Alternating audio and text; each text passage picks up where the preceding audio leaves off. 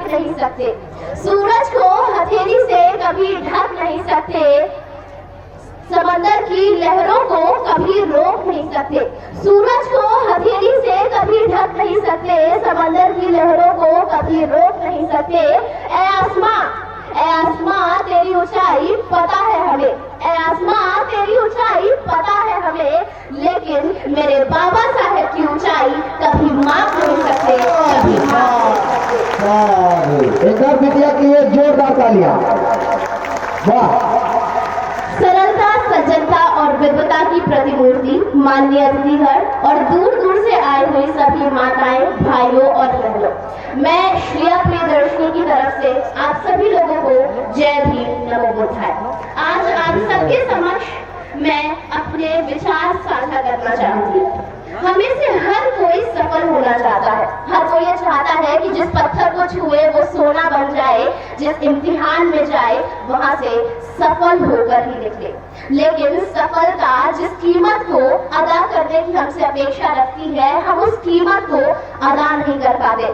हमारे अंदर उस कीमत को अदा करने का मादा नहीं होता, और जब कभी हमारे अंदर उस कीमत को अदा करने का मादा होता है तो हम उसे अदा करने की इच्छा जाहिर नहीं कर पाते।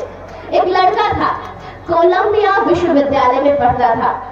जब लाइब्रेरी खुलती उसके पहले ही वहां पहुंच जाता था, और रात में जब वहां ताला लगता था तब वहां से बाहर निकलता था। एक रोज की बात है, जब लाइब्रेरी में लंच का टाइम हो गया और सारे विद्यार्थी कैंटीन में लंच करने के लिए चले गए, वो वहीं बैठकर पढ़ता रहा।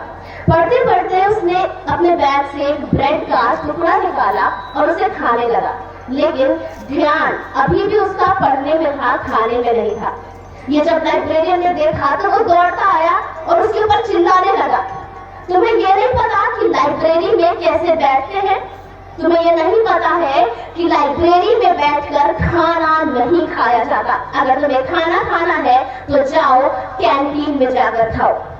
ये सुनकर वो लड़का बहुत ज्यादा उदास हो गया और बहुत विनम्रता से लाइब्रेरियन से बोला कि सर, मैं बहुत ज्यादा गरीब हूँ, मेरे पास इतने पैसे नहीं है कि मैं जाकर कैंटीन में खाना खा सकूं। ये सुनते ही लाइब्रेरियन ने पूछा कि ऐसा क्यों तुम अपने दोस्तों के साथ बाहर नहीं जाते, खेलते घूमते?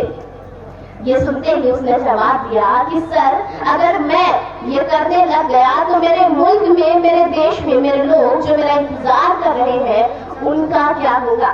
जिस कार्य को करने की मेरे ऊपर जिम्मेदारी है उस जिम्मेदारी का क्या होगा? जिस उत्तरदायित्व से मैं यहाँ आया हूँ इतने दूर 7 समंदर पार, उस उत्तरदायित्व का क्या होगा?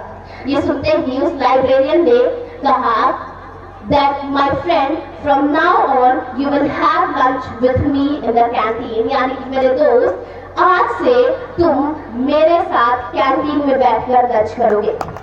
वो साधारण सा लड़का एक असाधारण महामानव डॉक्टर B.R. अम्बेडकर थे, जिन्हें ये पता था कि उनके कंधों पर जिम्मेदारी क्या है, कौन सा उत्तरदायित्व है और उन्हें उसे कैसे निभाना है।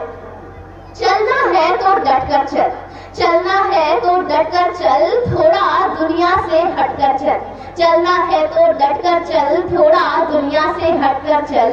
लीप पे तो सभी चल लेते हैं, लीप पे तो सभी चल लेते हैं, तू इस इतिहास को पलट कर चल, इस इतिहास को पलट कर चल। धन्य थे बाबा साहेब जिन्होंने इतनी विषम परिस्थितियों में भी इतना बड़ा इतिहास रचा, और धन्य थे वो लोग जिन्होंने उनका कदम कदम पर साथ दिया। If you believe in living a respectable life, then you believe in self-help, which is the best help. दोस्तों, हमें से हर कोई सफल होना चाहता है, लेकिन उस स्तर का प्रयास हम नहीं कर पाते हैं। एक बात याद रखिएगा, ये आत्मसात कर लीजिएगा कि अगर हीरा बनने की ख्वाहिश है तो अपने आप को दबाव झेलने के लिए तैयार रखना होगा। अगर सूरज जैसा बनना है, अगर सूरज जैसा बनना है तो कभी जलने से पीछे मत हटना, और अगर स्वर्ग प्राप्ति की लालसा रखते हो तो कभी मृत्यु से मत डरना। पूरे अस्पृश्य सम्मेलन में 11 सितंबर 1938 को बाबा साहेब बच्चों को संबोधित करते हुए ये कहते हैं कि जिस पाठ्यक्रम को पूरा करने के लिए मैं विदेश में गया था, उस पढ़ाई को पूरा करने के लिए एक सामान्य विद्यार्थी